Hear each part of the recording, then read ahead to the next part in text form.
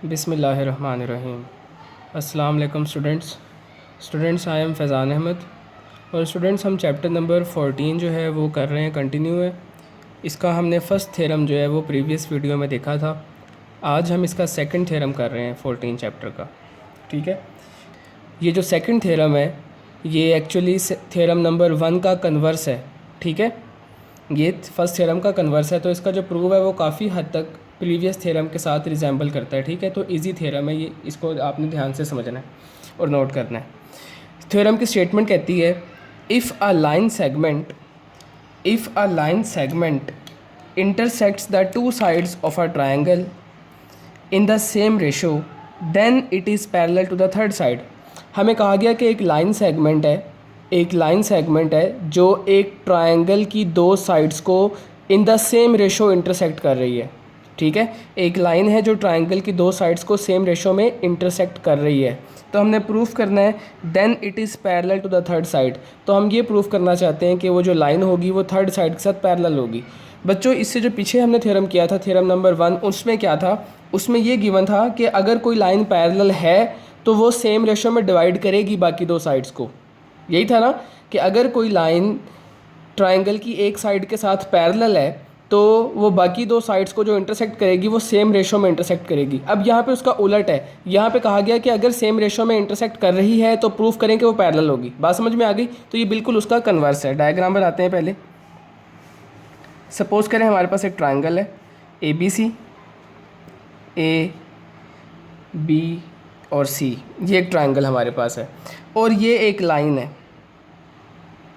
ED।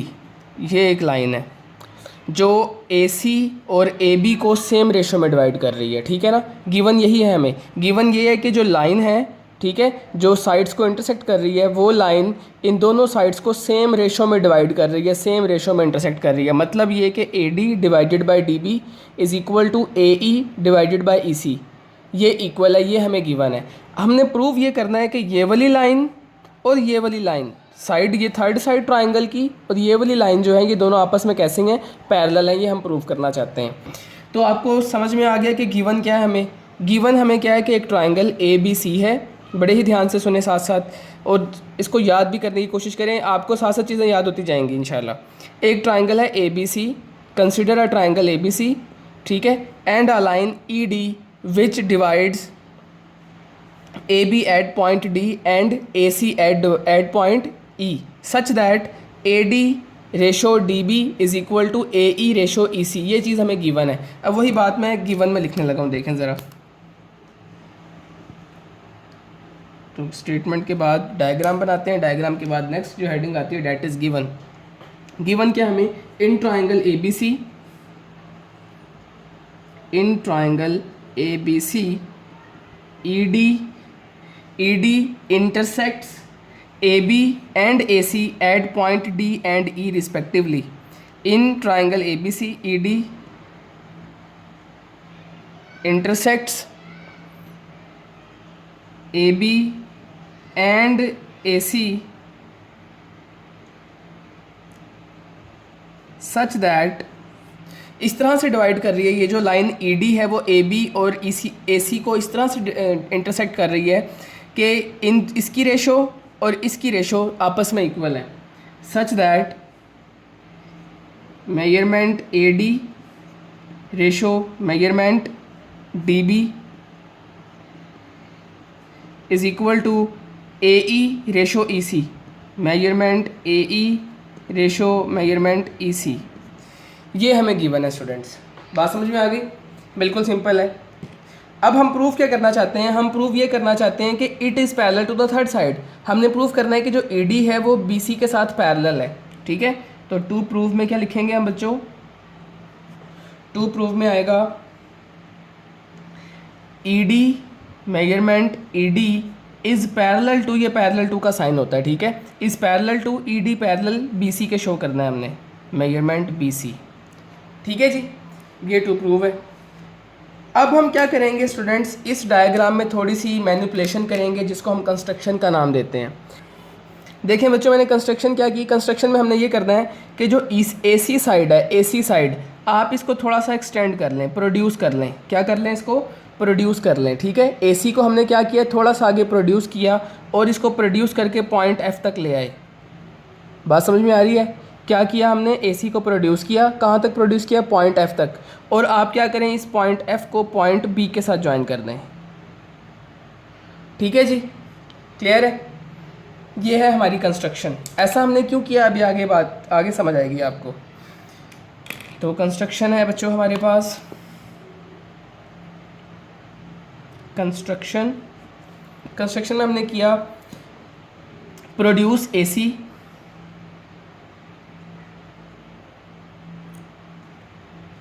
अच्छा कंस्ट्रक्शन देखें। इसका जो प्रूव है बच्चों, इस थ्योरम का जो प्रूव है वो हम एक स्पेशल मेथड से करेंगे, उसका नाम है कॉन्ट्राडिक्शन मेथड। ठीक है, क्या नाम है, कॉन्ट्राडिक्शन मेथड। थ्योरम्स को प्रूव करने के, मैथमेटिक्स में चीज़ों को प्रूव करने के बहुत सारे मेथड्स हैं। उन मेथड्स में से एक मेथड का नाम होता है कॉन्ट्राडिक्शन मेथड। कॉन्ट्राडिक्शन मेथड आपको नाम से जाहिर हो रहा होगा कि हम इसके अंदर कॉन्ट्राडिक्शन को अप्लाई करते हैं। किसको अप्लाई करते हैं, कॉन्ट्राडिक्शन को। देखिए हम प्रूफ ये करना चाहते हैं कि ED पैरेलल है BC के, हमें ये प्रूफ करना है। तो मैं क्या करूँगा, मैं सपोज कर लेता हूँ इसके उलट कि ED जो है वो BC के पैरेलल नहीं है। बात समझ में आ रही है? ED BC के पैरेलल है, ये गिवन है, ये हम प्रूफ करना चाहते हैं। लेकिन मैं आपको ये कह रहा हूँ कॉन्ट्राडिक्शन मेथड में हम क्या करते हैं, हम जो चीज़ प्रूफ करनी होती है उसके उलट कंसिडर कर लेते हैं। तो मैं सपोज कर लेता हूँ कि जो ED है वो BC के पैरेलल नहीं है। ठीक है, तो देखें ज़रा, if measurement ED is not parallel to measurement BC, अगर ED BC के पैरेलल नहीं है, ठीक है, then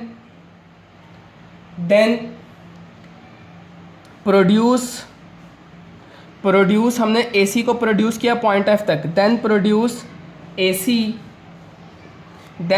AC to point F तक हमने उसको प्रोड्यूस किया, and join B with F, और हमने B को किससे ज्वाइन कर दिया बच्चों, F से ज्वाइन कर दिया। ये हमारी कंस्ट्रक्शन थी। बात समझ में आ रही है? देखिए मैंने आपको क्या बताया, कंस्ट्रक्शन में मैंने क्या किया, मैंने सपोज कर लिया, कॉन्ट्राडिक्शन ले ली मैंने कि जो ED है वो BC के साथ पैरेलल नहीं है। अब अगर ED BC के साथ पैरेलल नहीं है, ED BC के साथ पैरेलल नहीं है, तो मैंने क्या किया, मैंने एक लाइन खुद से ड्रॉ की BF, और मैंने कंसिडर कर लिया कि जो BF है वो ED के साथ पैरेलल है।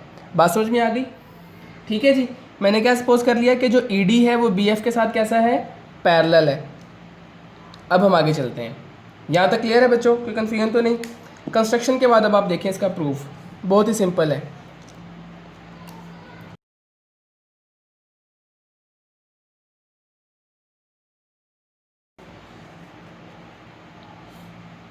जी देखें स्टूडेंट्स, सबसे पहले मैं क्या करूँगा, मैं पहले ये वाली जो ट्राइंगल है ABF, ये जो हमने खुद से कंस्ट्रक्ट करके बनाई है बड़ी वाली ट्राइंगल ABF, इस ट्राइंगल को कंसिडर कर रहा हूँ। ठीक है, इन ट्राइंगल ABF ट्राइंगल की बात हो रही है।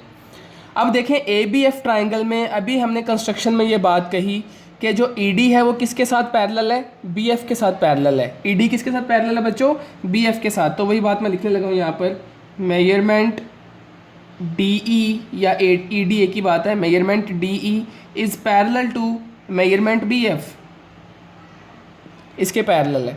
ठीक है ना, कंस्ट्रक्शन हमने इसीलिए की थी। देखें ना, मैंने कंस्ट्रक्शन में ये चीज़ मान ली थी, ये चीज़ मैंने उल्टी सपोज कर ली थी कि जो ED है वो BC के साथ पैरेलल नहीं है। अब अगर ED BC के साथ पैरेलल नहीं है तो मैंने क्या किया, मैंने एक ऐसी लाइन ड्रॉ की BF जो ED के साथ पैरेलल हो जाए। ठीक है, वही बात मैं यहाँ पर लिख रहा हूँ कि जो DE है वो पैरेलल है किसके साथ, BF के साथ। ठीक है, ये बात हमें कहाँ से पता चली, ये पता चली हमें कंस्ट्रक्शन से, ये काम हमने कंस्ट्रक्शन में किया था। ठीक है जी, अब अगर इस ट्राइंगल में ये दोनों साइड्स ED और BF पैरेलल हैं तो क्या मैं इसके ऊपर थ्योरम नंबर 1 अप्लाई कर सकता हूँ? सोचें ज़रा, अप्लाई हो सकता है कि नहीं हो सकता? ऑफ कोर्स हो सकता है। ठीक है, हमने पिछले थ्योरम में क्या किया था कि अगर एक लाइन पैरेलल है तीसरी साइड के साथ, अगर ट्राइंगल में कोई एक लाइन जो कट कर रही है वो थर्ड साइड के साथ पैरेलल है, तो वो उसकी जो कटिंग वाली साइड्स होती हैं उनको इक्वल रेशो में डिवाइड करती है। ठीक है, फर्स्ट थ्योरम में हमने ये किया था। तो अब मैं क्या करने लगा हूँ, ये जो ABF ट्राइंगल है, मैं इस ट्राइंगल के ऊपर पहला वाला थ्योरम अप्लाई करने लगा हूँ। ठीक है, पहला थ्योरम क्या कहता था, पहला थ्योरम ये कहता था कि AD divided by DB, so measurement AD divided by measurement dB is equal to AD divided by DB is equal to AE divided by EF, measurement AE divided by measurement EF। यहाँ तक आगे बच्चों कोई confusion तो नहीं?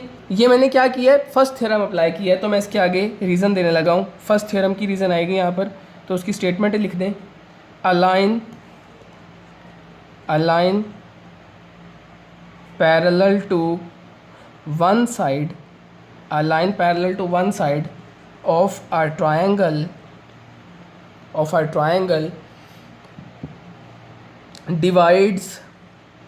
divides other two sides proportionally. ठीक है बच्चों, ये फर्स्ट थ्योरम की स्टेटमेंट लिखी है मैंने, फर्स्ट थ्योरम को हमने यहाँ पे अप्लाई किया है, उसके अकॉर्डिंग ये बात लिखी है। बात समझ में आ रही है? लेकिन अब यहाँ पर देखें ज़रा, हमने ऊपर गिवन में क्या लिया हुआ है, गिवन में हमारे पास क्या है, गिवन में हमारे पास ये है कि AD ratio DB is equal to AE ratio EC। अब ज़रा मैं इस चीज़ को लिखने लगा हूँ जो गिवन में है, बट गिवन में मुझे गिवन है measurement AD divided by measurement DB is equal to measurement AE divided by measurement EC। ये तो गिवन है हमें, ठीक है। ये बात मैंने कहाँ से लिखी बच्चों? ये मैंने लिखी गिवन से, ये चीज़ हमें गिवन है। बात समझ में आ रही है? बड़े ही ध्यान से सुनते जाएं हर एक बात को। अब आप इसका नाम ज़रा रख दें क्वेश्चन नंबर 1, इसका नाम रखें क्वेश्चन नंबर 2, ठीक है। अब आप ज़रा इन दोनों को आपस में कंपेयर करें। जब मैं इन दोनों को आपस में कंपेयर करूँगा तो देखें ज़रा, यहाँ पर लेफ़्ट हैंड साइड दोनों आपस में इक्वल हैं, ये वाली साइड और ये वाली साइड दोनों इक्वल है। अगर लेफ़्ट इक्वल है तो राइट भी क्या हो जाएंगी? इक्वल हो जाएंगी ऑफ कोर्स। तो जब मैं 1 और 2 को कंपेयर करूँगा तो मेरे पास एक नई इक्वेशन बनेगी, डैट इज़ वो बनेगी बच्चों measurement AE divided by measurement EF is equal to, ये वाली इसके साइड ले लें, measurement AE divided by measurement EC। ठीक है जी, कोई कन्फ्यूजन तो नहीं? दो इक्वेशंस को हमने कंपेयर किया, उनकी लेफ़्ट साइड इक्वल थी तो अंडरस्टूड है राइट साइड भी इक्वल होगी, तो मैंने दोनों की राइट साइड को इक्वल करके लिख दिया है। ठीक है, आगे रीज़न क्या आएगी? फ्रॉम 1 and 2 या कंपेयरिंग 1 and 2 भी लिख सकते हैं आप, दोनों चलेंगे। ठीक होगी बात? अब ज़रा देखें आप, यहाँ पर लिखा हुआ है AE over EF is equal to AE over EC। दो फ्रैक्शंस आपस में इक्वल हैं। इधर देखें, इधर भी न्यूमरेटर में AE है, इधर भी न्यूमरेटर में AE है। ज़रा डिनोमिनेटर में है, डिनोमिनेटर में हमारे पास यहाँ पे लिखा हुआ है EF और डिनोमिनेटर में यहाँ पे है EC। यहाँ EF है, यहाँ EC है, ये तो दोनों डिफरेंट है, लेकिन हमने कौन सा साइन लगाया हुआ है? इज इक्वल टू का साइन लगाया हुआ है। ठीक है, तो अगर मैं इन दोनों को कंपेयर करूँ तो इन दोनों को कंपेयर करके मैं लिख सकता हूँ measurement EF is equal to measurement EC। ठीक है ना, अगर न्यूमरेटर इक्वल हैं तो डिनोमिनेटर भी इक्वल होंगे, इस तरह याद रखें आप। अगर न्यूमरेटर इक्वल हैं तो फिर डिनोमिनेटर भी इक्वल होंगे, तो वही मैंने लिखा कि EF is equal to EC। आ गया यहाँ तक? कोई कन्फ्यूजन तो नहीं? अब ज़रा बच्चों देखें आप, मैंने यहाँ पे अब हमारे पास बना है कि EF EC के बराबर है। ज़रा डायग्राम पे आएँ, डायग्राम में देखें आप, EF है ये वाला डिस्टेंस यहाँ से लेकर यहाँ तक, और EC है यहाँ से लेकर यहाँ तक। बात समझ में आ रही है ना? EC डिस्टेंस हमारा यहाँ से लेकर यहाँ तक है बस, और जो EF है वो यहाँ से लेकर यहाँ तक डिस्टेंस है। मुझे बताएं, क्या ये दोनों डिस्टेंस आपको इक्वल नज़र आ रहे हैं? बिल्कुल भी इक्वल नहीं है, ये दोनों डिफरेंट है। EF बड़ा है, EC छोटा है, लेकिन यहाँ पर क्या आ गया है? यहाँ पर तो हम लिख रहे हैं कि EF is equal to EC। ये तो गड़बड़ नहीं हो गई? तो देखें बच्चों, हमने इसी को कहा जाता है कॉन्ट्राडिक्शन मेथड। हमने जो चीज़ सपोज़ की थी, इसका मतलब ये है कि हमने वही गलत सपोज़ किया था, जो हमारी सपोजिशन थी वही रॉन्ग थी। सपोजिशन रॉन्ग होने की वजह से जो रिज़ल्ट एंड पे मिला वो भी रॉन्ग आया। ठीक है, रिज़ल्ट देखें आप, रिज़ल्ट कह रहा है हमें कि EF EC के बराबर है, लेकिन जब हम डायग्राम में आते हैं तो यहाँ पर EF और EC तो बराबर है ही नहीं, दोनों डिफरेंट साइड्स हैं, दोनों की लेंथ डिफरेंट है, तो इक्वल तो हो ही नहीं सकती। लेकिन यहाँ पर तो आ रहा है कि दोनों इक्वल हैं, तो यहाँ से ये बात साबित होती है कि जो चीज़ हमने सपोज़ की थी, डैट वो जो सपोजिशन थी हमारी, वो सपोजिशन ही रॉन्ग थी। बात समझ में आई? तो हम इसके नीचे लिखेंगे, बस ये थ्योरम का एंड है। अब इसके नीचे आएगा, it is only possible if, ऐसा तभी पॉसिबल हो सकता है या इसके आगे लिख दें, इधर आएगा विच इज़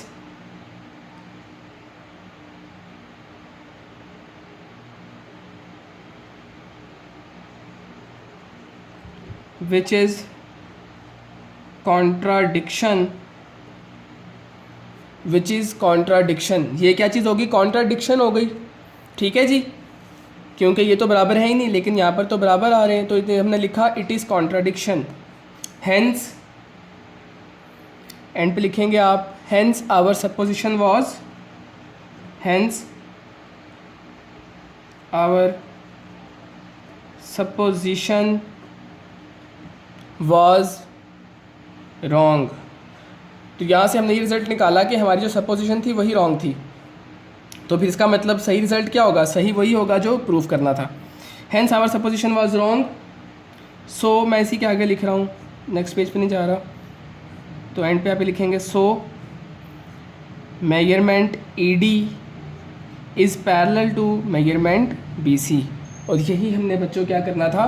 प्रूफ करना था। यहाँ पे हमारा प्रूफ कंप्लीट हो गया। ठीक है बच्चों, बात समझ में आ गई? बिल्कुल सिंपल थ्योरम है, इसको आपने अच्छी तरह से देखना है, सुनना है, समझना है और इसकी रिटन प्रैक्टिस करनी है। अल्लाह हाफिज़।